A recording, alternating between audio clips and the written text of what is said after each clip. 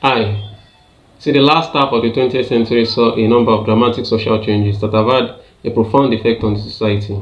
See, these changes have created a modern culture of nice guys, a term used to describe men who act as if they are kind, considerate, and respectful to those around them, especially women. You see, with the rise of feminism, the decline of traditional gender roles, and the increased acceptance of homosexuality in society have all contributed to the abundance of nice guys. Yes, in this video, I'm going to be discussing some of the societal developments that have occurred in the later half of the 20th century contributed to the abundance of nice guys. See, the first is the unavailability of fathers. You see, in the years following World War II, an industrial society transition and urban migration drove a large number of fathers away from their sons. You see, around 1910, one third of all families lived on farms, according to the US Census. This proportion fell to 1 in 5 by 1940. 96% of the households resided in urban settings by 1970. Boys developed a bond with their fathers in an agrarian society by helping them in the fields.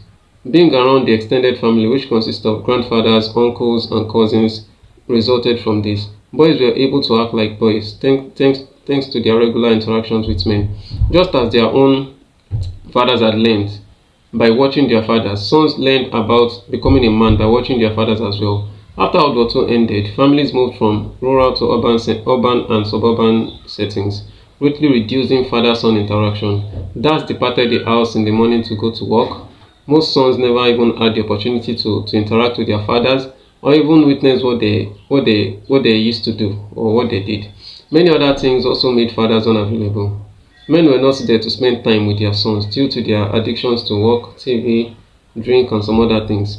Boys and their fathers started becoming more separated. According to census data in the Western society, the rate of separation among men and their sons tripled between 1940 and around 1970. Over 5 million families in 1940 had a woman as the head of the household.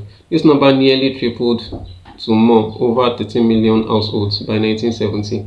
Most of the nice guys I've met don't say they had a strong relationship with their fathers when they were kids. This was occasionally brought on by their dad's lengthy hours of work, reticence, or passivity. The nice guys typically have unpleasant things to say about their fathers. They frequently perceive them as being domineering, enraged, angry, absent, abusive, unreachable, philandering, and what have they? They said a lot of things. It's not rare for nice guys to have made the conscious choice to stand apart from their fathers at some point throughout their youth. The absence of fathers during this time period frequently prompted moms to assume the role of fathers. Boys are made into men by women. Unfortunately, even the most well-intentioned mothers cannot raise their kids to be men on their own. Despite this, they have continued to try. As for me, I think mothers, not fathers, were the ones who taught their kids to be men, which is why there were so many nice guys produced in the 1940s, 60s, and around the 70s. As a result, a lot of nice guys have embraced the female understanding of what it means to be a man and are okay with letting women define who they are or what they do. And as a result, they seek the approval of women, which is wrong.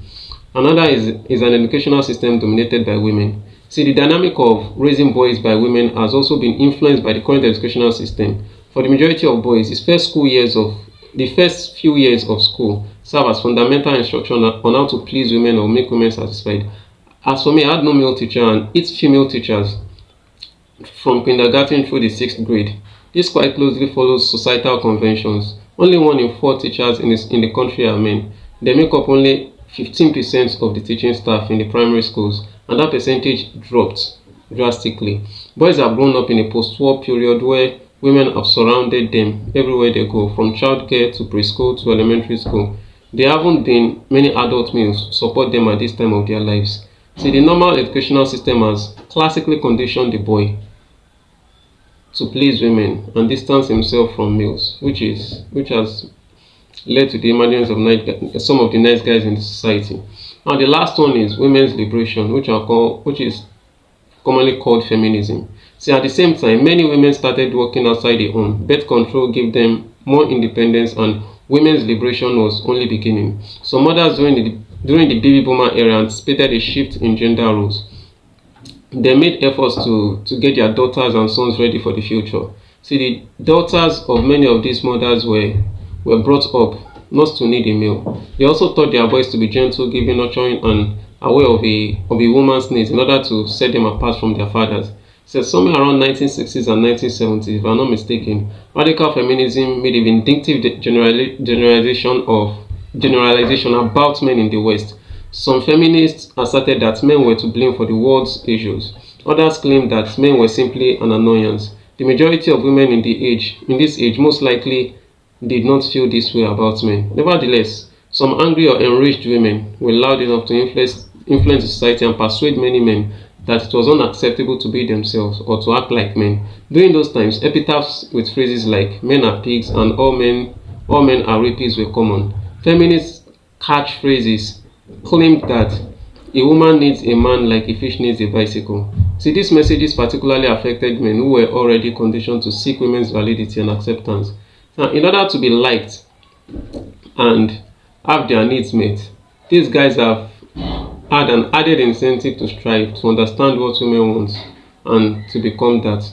With that being said, until next time. But before I leave, please let me know your thoughts in the comment sections. And please like, comment, and don't forget to hit the subscribe button. And turn on your notification bell so that you get notified when I release a new video. Have a nice time. Bye.